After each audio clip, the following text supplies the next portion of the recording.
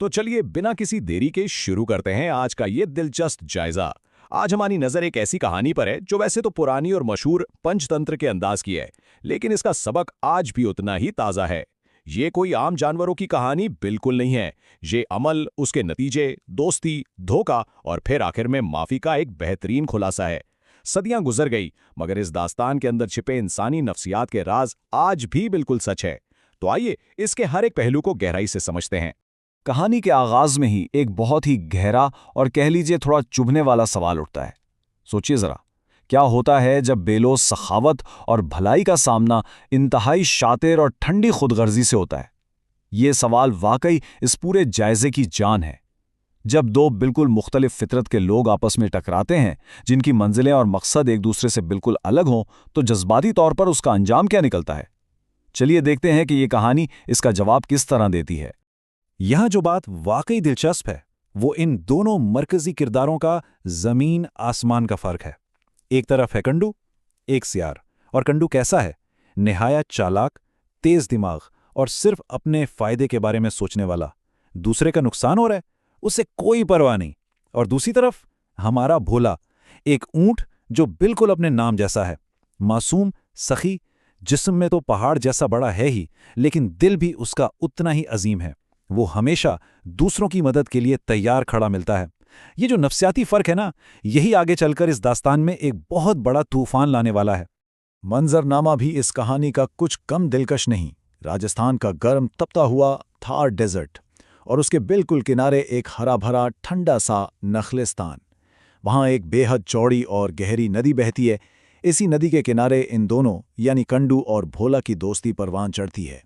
रोजाना नदी के किनारे बैठना, कहानियां सुनाना, भोला अपने लंबे सफ़र के किस्से सुनाता और कंडू अपनी चालाकियां बखानता। लेकिन भोला इस हकीकत से बिल्कुल अनजान था कि उसका ये नया दोस्त अंदर से दरअसल कितना खोखला और खुदगर्ज है।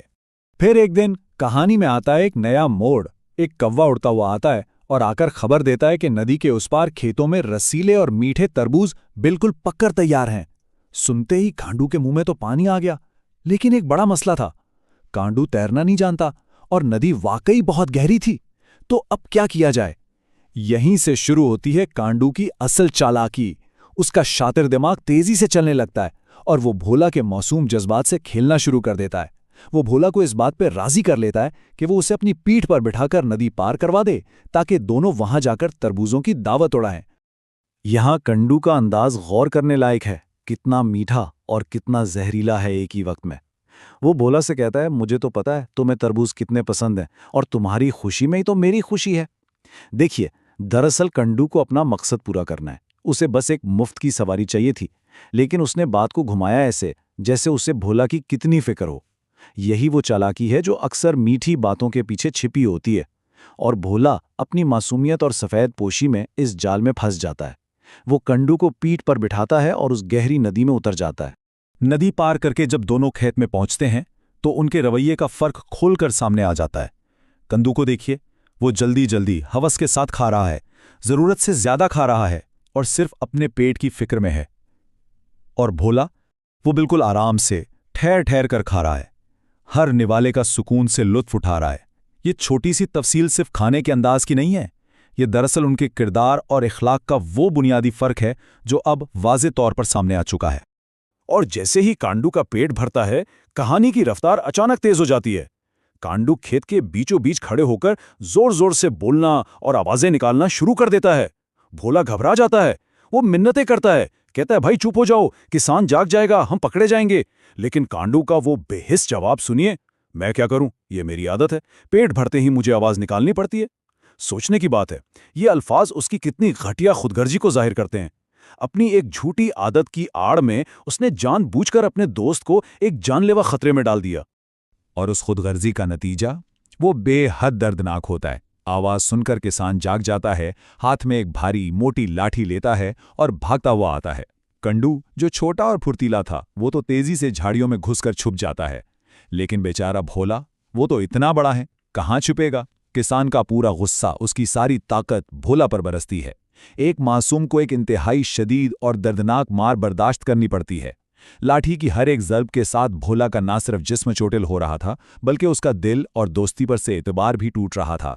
मार पड़ने के बाद जब किसान चला जाता है और भोला दर्द से छटपटा रहा होता है, तब कांदू झाड़ियों से आराम से निकल कर आता है।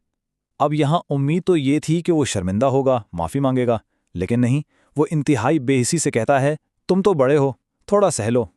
उफ़, ये अल्फाज भोला के लिए किसान की उस भारी लाठी से भी ज़्यादा तकलीफ दे थे।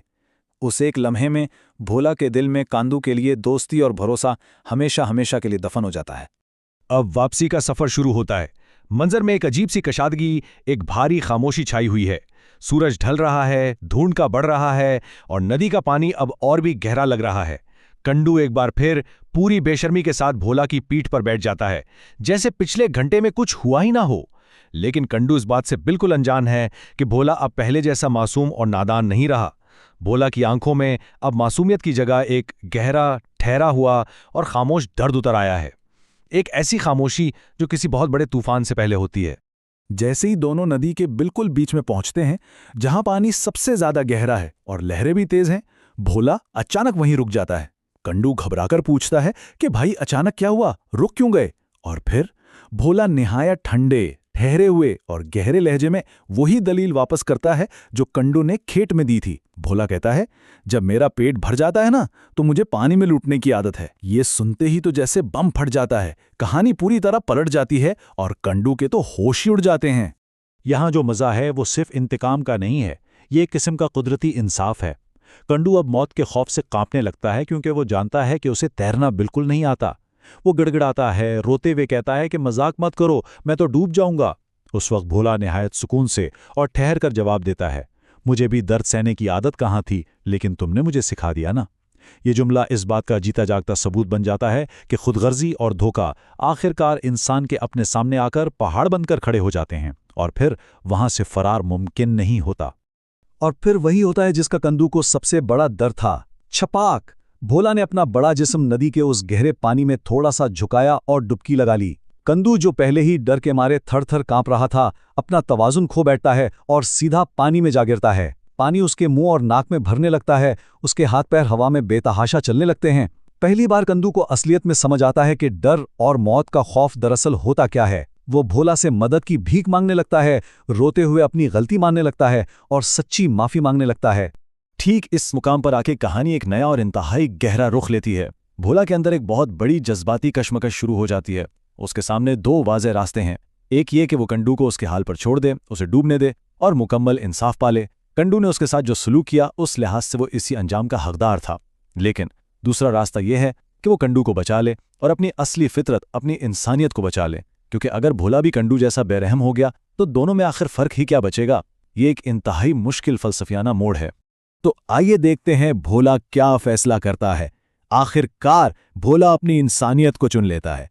वो आगे बढ़ता है, अपनी लंबी गर्दन झुकाता है और पानी में गोते खाते हाफते हुए कांडू को बाहर निकाल लेता है। असल में यही तो हकीकी इंसानियत है। किसी ऐसे शख्स को माफ कर देना जिसने बहुत बुरा किया हो, जिसने धोखा दिया हो, ये इस बात की दलील है कि असल किरदार रहम और नरमी से बनता है, इंतकाम से नहीं। भोला ने इस अमल से ये साबित कर दिया कि किसी दूसरे का बुरा किरदार हमारी अपनी अच्छाई को कभी धुंधला नहीं कर सकता। इस पूरे जायजे और तफसीली कहानी का निचोड़ क्या है? हमें कुछ बहुत ही अजीम सबक मिलते हैं। पहला, ये कायनात का उसूल है, जो जैसा बोता है वो वैसा ही काटता है। कांडो की खुदगर्जी उसे मौत के किनारे तक ले आई थी। दूसरा सबक, जो सच्चाई और उसूल वाले लोग होते हैं वो अपनी शराफत तब भी नहीं छोड़ते जब बदला लेना बिल्कुल उनका हक बन चुका हो। और तीसरा सबसे बड़ा सबक, दोस्ती एक अनमोल रिश्ता है जो सिर्फ और सिर्फ भरोसे और एतमाद पर जिंदा रहता है। धोखे, फरेब और चालाकी की बुनियाद पर रखे गए रिश्ते कभी लंबा सफर तय नहीं कर सकते। और अब आखिर में इस जायजे को ख़त्म करते हुए एक ऐसा सवाल उभरता है जो हम सबको ज़रा रुक कर सोचने पर मजबूर कर देगा। क्या हमारे इर्द गिर्द मौजूद दोस्ती के रिश्ते सच में हकीकी भरोसे पर टिके हैं, या फिर उनके पीछे कोई अपना फ़ायदा और मतलब छिपा हुआ है?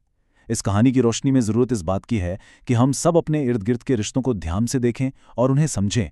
ये वाकई एक बहुत बड़ा सबक आमूज़ लम्हा हो सकता है हमारी अपनी ज़िंदगी के लिए। तो इन्हीं ख्यालात के साथ आज का ये तज्ज़िया यहीं मुकम्मल होता है। इस सवाल पर गौर ज़रूर कीजिएगा।